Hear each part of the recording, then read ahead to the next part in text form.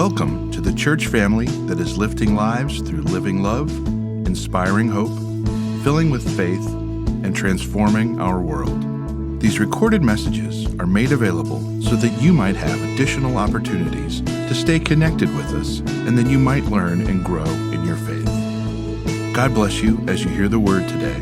And now, the message.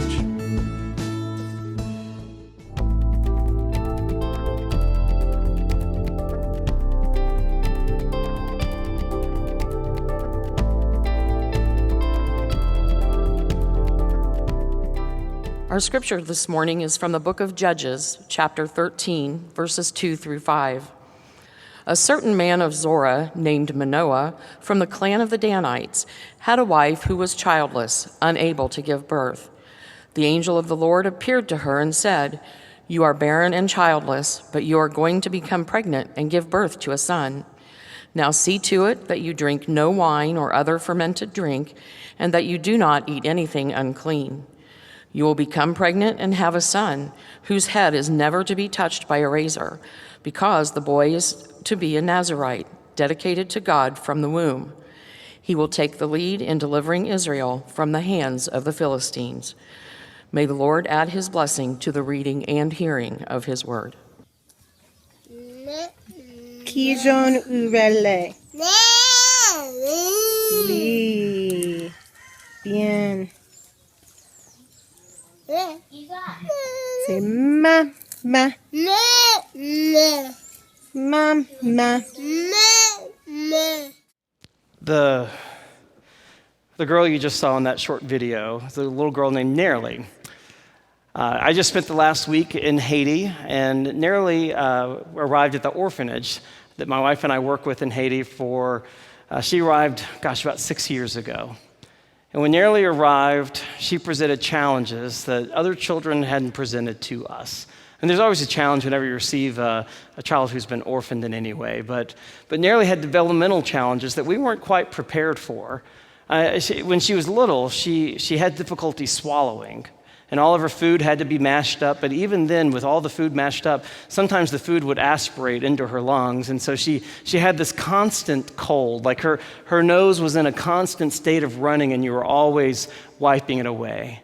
And we weren't sure kind of what her language skills she would have. That was a friend of ours, Jessica, who was just trying to teach her just to say her name, because we weren't sure if she'd ever be able to hear and respond in those kinds of ways.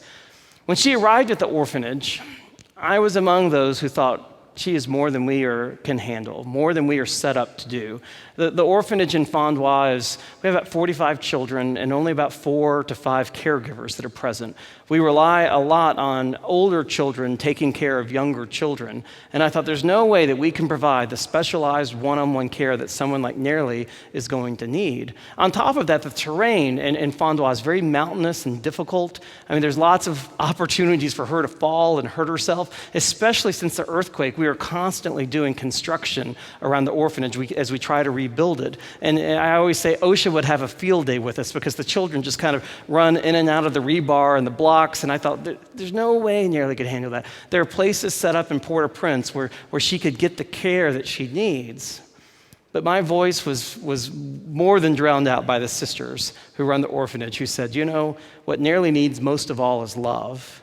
And we can provide that in spades. And that's what they've done with Nerly. They've loved her for the last 6 years. And I can say I've seen, over the last 6 years, Nerly develop and grow in ways that I would have never imagined possible. But I would also say that she needed a whole lot more than just love. I mean, Nerly has required a lot of attention, individual attention, often one-on-one care, which in an orphanage where we only have one adult for every 10 to 12 kids, that's a lot of care. And on top of that, we've sent down developmental equipment and toys that our friend Jessica has provided. Often we're packing our bags, to go to Haiti. Half the stuff we're taking down is for Nerly, and then half the stuff is for the other 45 kids, right? And so my point is that she has needed a disproportionate amount of love and attention in order to flourish. And so the question I want to ask you, just to think about, is has Nerly's flourishing come at the expense of the other kids? Are the other kids in the orphanage, are they flourishing more or less because Nerly lives among them? Now, to answer that question, we have to first understand, what does it mean to flourish? And when we ask the question, what does it mean to flourish, then what we're ultimately asking is, what does it mean to be a human being? What are we created for? What does God intend for us? Now, to answer that question, I want to consider someone who, in some ways, is the opposite end of the spectrum from Narely, the biblical character of Samson. A moment ago, Sarah kind of read the story of Samson's birth, but Samson, in so many ways, I mean, his story, it always reminded me of the tall tale stories I heard as a kid, stories of Paul Bunyan, because he could do feats of strength that no other human being could possibly do, right? One day he's walking along and a lion attacks him, and he grabs the jaws and splits the lion in half. Or another time, he wants to play a trick on the Philistines, so he catches 300 foxes, ties their tails together 2 by 2 with a torch in the middle, and then sets them loose to burn all the fields. And when the Philistines get mad about his prank and come after him, he doesn't have a weapon, so he takes the jawbone of a donkey and in one day slays 1,000 Philistine troops. I mean, his strength is unmatched, unparalleled. And yet, for all that, if you read the biblical story of Samson, you realize that he's a little more than a child. I mean, he's thoughtless, reactionary, impulsive. He takes what he wants when he wants it. He never thinks about the consequences for himself or for others. There's something missing in Samson. And for Samson, what's missing is weakness. He's always been the strongest in the room. He's never had to fear the outcome of any fight in his life. He's never had to deal with the consequences of his actions or his behaviors. He's never known weakness. And because he's never known weakness, there's something crucial missing in his development. In the letter to the Corinthians, the Apostle Paul tells about a time when he experienced a weakness. A thorn in the flesh, he called it. And we don't know what the thorn in the flesh was. We just know it was something that really irritated Paul. I mean, to the point where he prayed 3 times, God, take this thorn away from me. But notice how God responds. He says to Paul, my grace is sufficient for you, for my power is made perfect in weakness. And so Paul goes on to say, I will boast all the more gladly about my weaknesses, so that Christ's power may rest upon me. For when I am weak, that is when I am strong. Paul is speaking a truth that is at the center of this book, Strong and Weak, that we're going to study for the next 5 weeks. The idea that strength and weakness can coexist in human beings. In fact, for us to develop and become all that God wants us to be, we have to have both. Now, a lot of times we think of strength and weakness as opposites, as things that are mutually exclusive.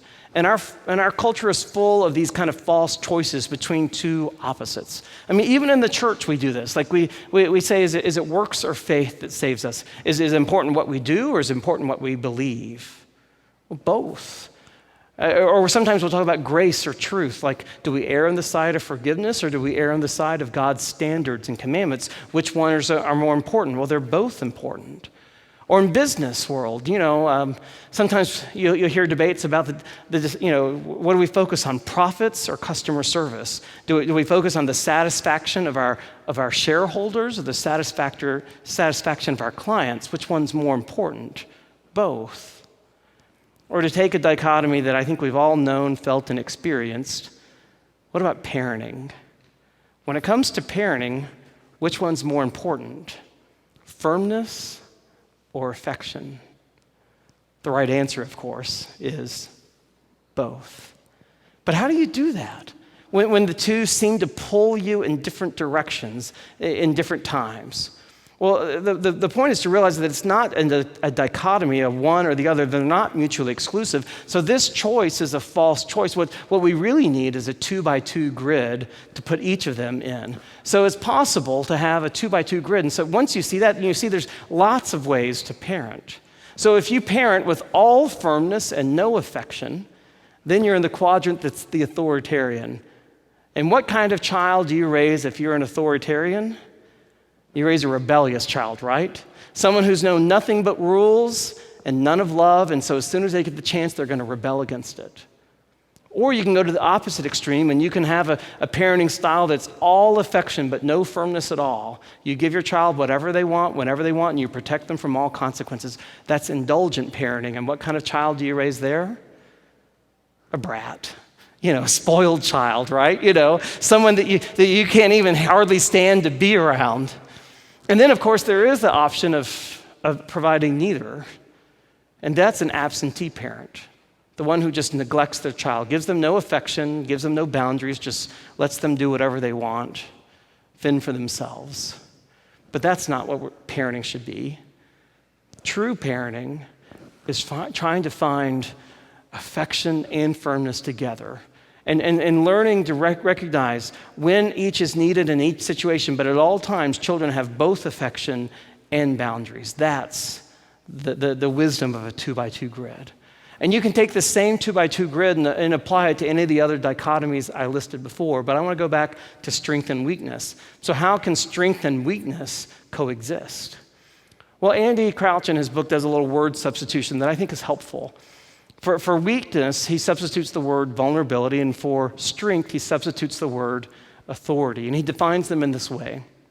He says authority is the capacity to take meaningful action, that we can do something or make something happen in the world. We can have significance. And all of us have authority, but only in limited places. Certain tasks or arenas or situations we have authority in, and then there's other situations and tasks in which we have no authority at all. But every single one of us can probably think of some time, some place where we have the skills, where we have the position, where we have the leadership to make a difference in the world.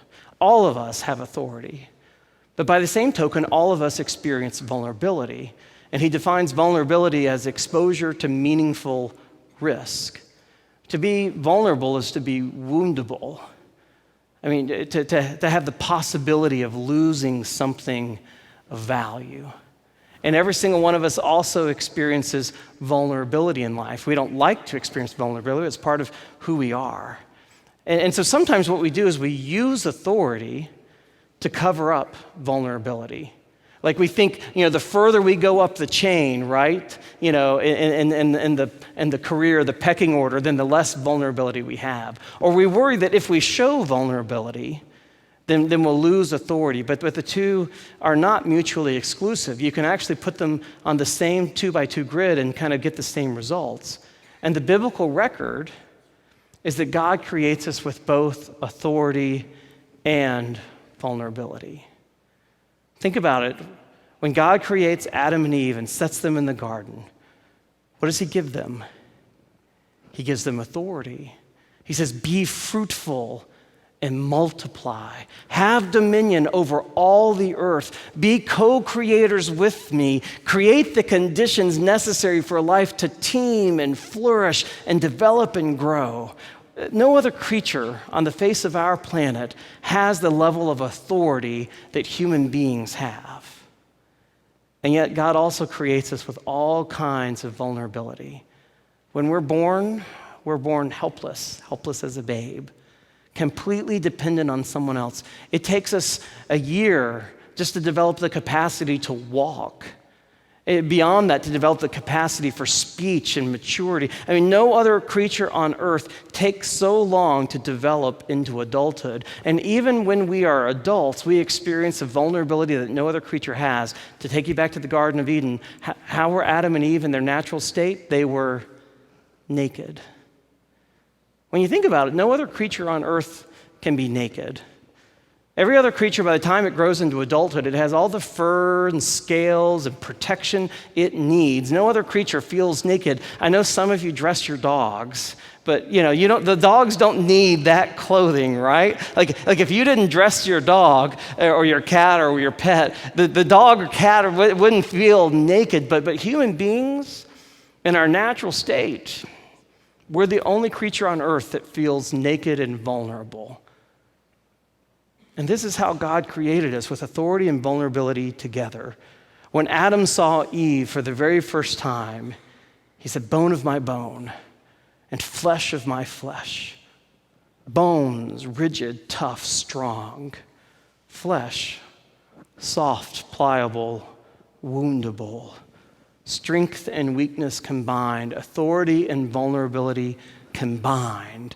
That's how God made us. And so we can put these things on a 2x2 grid and see that as human beings, that God, there's different ways that we combine authority and vulnerability. And so if we go, if someone has a situation where there's all authority and no vulnerability at all, that's exploiting. That's the boss in Dilbert cartoons, you know, the one who's just mean and maniacal but doesn't care about anyone and has no consequences for any decision he makes. That's the third world dictator. That's Samson living up in that exploiting quadrant. And often those who exploit create conditions on the opposite end of the spectrum, all the way down to the corner of suffering. And those are people who have all kinds of vulnerability, who can be wounded in so many different ways and yet no authority to do anything about it, to change the reality of their lives. And that's injustice and slavery and even addiction. And then over in the bottom corner there, you have the possibility of people who live with neither authority nor vulnerability. They give up that capacity for meaningful action because they're afraid of taking risks, and so they step back into the cocoon, into the bubble, and withdraw from the world. But that's not where we're meant to be, right? We, as humans, are meant to step forward and embrace both authority and vulnerability, because only then do we have true flourishing. Does that make sense to you guys?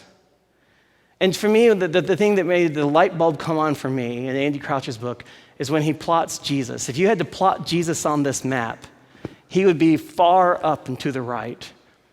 Because when Jesus was on earth, he had authority like none other. All the crowds that came and heard him speak, that was actually the sentence they said. Every time they walked away from his messages is, we've never heard anyone speak with authority such as this. And Jesus didn't just have authority in how he spoke, he had authority over unclean spirits and authority over disease and authority over wind and waves and natural disasters. Authority unmatched by anyone in history. And yet he also embraced vulnerability. He was born a baby just like us, born in a manger no less, born among vulnerable people who were subject to the Roman Empire. He had the capacity to be betrayed and wounded by his friends. He allowed himself ultimately to be nailed to a cross. But it's in that moment where his authority and his vulnerability met that he produced the moment of greatest flourishing, that he created the possibility for every person of the human race to be forgiven. And he set in motion a movement which we are part of today. Jesus is our prime example of what flourishing really looks like, where both authority and vulnerability come together. So let me take us back to Samson for just a moment. Samson, in some ways, is like Jesus. I mean, he had a miraculous birth, which Sarah just read about. Samson's mom was unable to conceive. She was barren. And so an angel visited her, just like an angel visited Mary, and promised that she would have a son and that this son would have a special purpose. Samson was what was known as a Nazirite, which isn't the same as Jesus being from Nazareth. Nazirites were people who were anointed for a special purpose, and because they were anointed for a special purpose, they often had a special diet or lived by special rules. In Samson's case, no razor would ever touch his head. And there were moments where Samson could feel the Spirit of the Lord upon him. Jesus said the same thing about himself, that the Spirit of the Lord is upon me. And when the Spirit of the Lord was upon Samson, that's what gave him the power and strength to kill 1,000 enemy soldiers in one day. So there's a lot of parallels between the two, but the difference between the two is clear. Jesus knew vulnerability. He emptied himself in order to take on our form, in order to die upon the cross. Samson never emptied himself for anything until he did it by accident. The story goes that Samson fell in love with a woman named Delilah. Delilah was a spy working for the Philistines, and she tricked Samson, except tricked isn't quite the right word because Because she didn't really trick him. She just told him, what she wanted. Samson, tell me the secret of your strength so that I can tie you up. I mean, she told him right away what she wanted to do. But Samson decides to play with her a little bit, and he says, well, tie me up with fresh bowstrings. And so that's what she does. And then she calls the Philistines to come and get him, and he just rips off the bowstrings. And then she says, you lied to me. And he says, oh, I'm sorry, I was just kidding. Tie me up with 7 ropes, but they have to be new ropes, never used before. Then I'll be as weak as any other man. Again, she calls the Philistines. He casts off the ropes. Third time, he says, well, sorry, I was just joking. This time, take my hair and braid it into the loom, and then stick a pin in it. It's still a lie, but he's getting closer and closer to the truth. She does this, and again, he wakes up, casts off the bounds that the ropes binding him, and slays all the Philistines. So finally, the 4th time, and it's funny that after 3 times, surely Samson knew that he could not trust this woman. And I don't know if it was to illustrate how arrogant and cocky he was, or maybe just the power Delilah had over him. But the 4th time, he finally told her, cut my hair.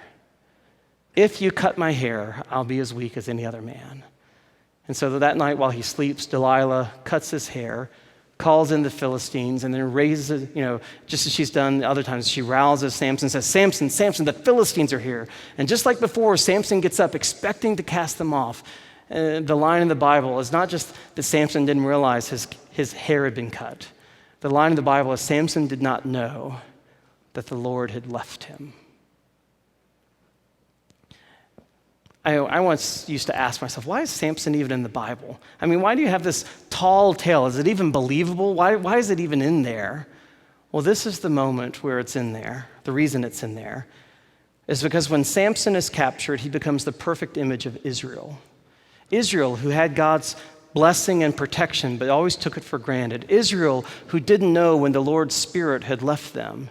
Israel, who was captured and taken into slavery and exile. Because the Philistines take Samson and they shave his head and they gouge out his eyes. And they put him to work in a mill pushing a grindstone.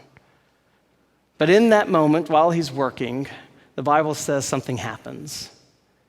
His hair begins to grow. And this is an image for Israel, that even in exile, even in utter destruction, something is beginning to grow. God is raising up a remnant, a hope for Israel. If you don't hear anything else I say this morning, this is the line I want you to hear. In our weakness, something grows. Whether it's wisdom or compassion or faith. It's in our weaknesses that we discover who we really are, and it's in that weakness that we discover who God really is. So Samson one day is taken out of the mill, and he's paraded before a company of a gathering of elite Philistines. Like 3,000 of all the rich, the elite, the leaders are gathered. And he's paraded out to kind of say, see how the champion of Israel, how weak he is, how easy he is to beat. And they beat him in front of the crowds, and they mock him, and they spit on him. But in that moment, Samson does something that he's never done before in the biblical story. He prays. And he asks God to help him to do one last thing. And he asks the servant standing nearby, please take me to the columns and place one of my hands on each of the columns. And then with his arms outstretched, which many Christians see as a prefiguration of Christ, he pushes with one last heave and brings the temple down on himself and all those Philistines. One last moment of sacrifice in which all of his strength and all of his weakness are combined. My point is this, is that we spend a lifetime running from our weakness, don't we?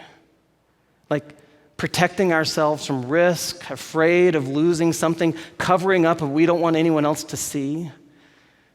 But I think God's message to us is the same message he gave to Paul. My grace is sufficient for you, for my power is made perfect in weakness. It's in the weakness we fear. It's in the vulnerability we hide. It's in the risks we take. It's in the failures we endure. It's in those moments that we become who God has called us to be. So to bring it full circle back to Nellie now. Is nearly flourishing.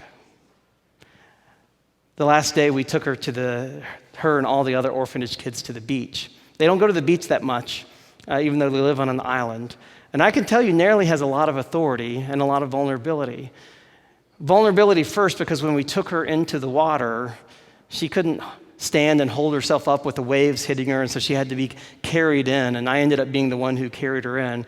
But yet, I can tell you, and even in that moment of vulnerability, she had incredible authority. Because my arms would get tired. She's kind of a big girl now, and multiple times I tried to come into the shore and take her out of the water, and every time, she can't speak yet, but she can definitely vocalize and make noise, and she'd point out to the ocean and say, nah, nah, and then so I had to take her back out. And yet, every time the waves hit her, the squeal of delight she had was so beautiful. She has this ability to reach out and touch people's hearts. And you just saw the video of the children playing Ring Around the Rosie around Nearly with Nearly in the middle. And she's growing something in them that would not be possible if Nearly were not among them. Those children are developing a capacity for care and compassion that would be missing. You see, flourishing isn't just about us as individuals. It's about us as a community. Do we live together in a way that makes flourishing possible? Is this the kind of place where those who are vulnerable are given a voice to speak up and share their authority? Where those who are in authority, who bear the burdens of leadership, do they have the opportunity in this space to speak up and share their vulnerabilities and be real with people? Can we be the kind of place where authority and vulnerability meet, and together we grow more humble and more compassionate and more whole? That's what this series will be about. I want to close this morning with another story, one from within our church. This is the story of Keith and Michelle Shepard and their own journey in raising a child with special needs. Check this out. My name is Michelle Shepard. And I'm Keith Shepard. And together we have 5 kids. It's a blended family, so I have 2 kids and Keith has 3. Garrett, probably by far the easiest to take care of. He, with the other 4, they can actually, they talk back and, they'll give you a little sass every once in a while. He's about 82 pounds. He's maybe, 4'11", comes up my mid chest. But you see a wide spectrum of different things with him, like autistic, in that realm. They label him as cerebral palsy, even though we know that's not exactly right. So when Garrett was about 6 months old, obviously normal doctor visits, things like that, in conjunction with us noticing that he wasn't, holding himself up as much, not crawling, not doing the things that at 6 months you expect a child to do. So that led, to the doctor visits, recommending specialized testing. They then basically said, well, really, he just didn't develop correctly in the womb. There was just a lot of uncertainty and didn't really know. So he was a cute little baby at the time, and just uncertainty to know what his future would really be and what he'd be able to do. I mean, at that point, I don't think they could tell him what, would he be able to walk? Would he be able to talk? Would he ever be able to run in the yard? I mean, there was no telling. So it was just kind of an uncertainty. But the whole beginning was just kind of a whirlwind. You don't know until you go through it and you experience it. In fact, the doctors actually misdiagnosed him at first and gave us a life expectancy, I think, of 8 years. That was heartbreaking.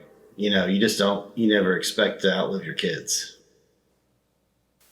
It took a while to get to that point, though, to really understand and just accept that. I think when he was younger, it was more of trying to help him, like, we've got to teach him to walk, we've got to help him try to do things. And at some point, you kind of relinquish all that control and you realize that we don't really have that power to make those decisions and to make that happen, and that it's okay. Garrett's personality, I'd say overall happy, just content. With Garrett, his happy place is about his music. Maybe it's some cartoons, maybe certain shows, food, of course, his formula he loves. And it's very basic, and he laughs all the time. We'll be sitting down here at times and we'll hear him upstairs just cracking himself up. I mean, he's got the purest laugh. When he laughs, it's really how I summarize it, is complete joy.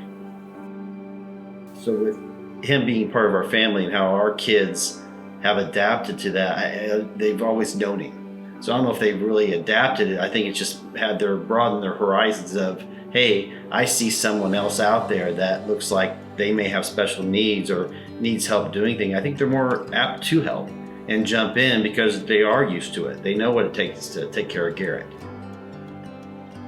Yeah, I think the challenge is anytime you want to go anywhere or do anything, you do have to think forward. You can't just get in the car and go, you know? Is there going to be seating for him? Do we have his wheelchair? Do we take that? Are we going to be able to fit? You know, not every place is necessarily handicap accessible. And where it might be, then are we able to see? I mean, going to the Zionsville football games, for example. Mm-hmm.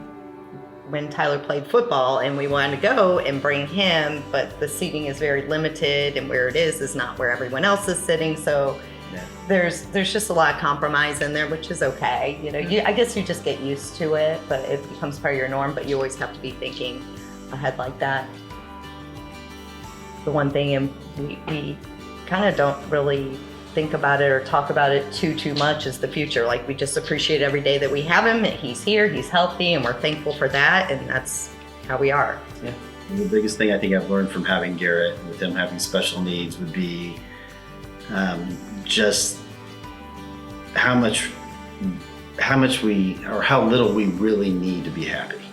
You know, it really comes down to understanding you can have that joy and that fun-filled life without all this. You just don't need it. I mean, it's really the basics, because that's what he's about.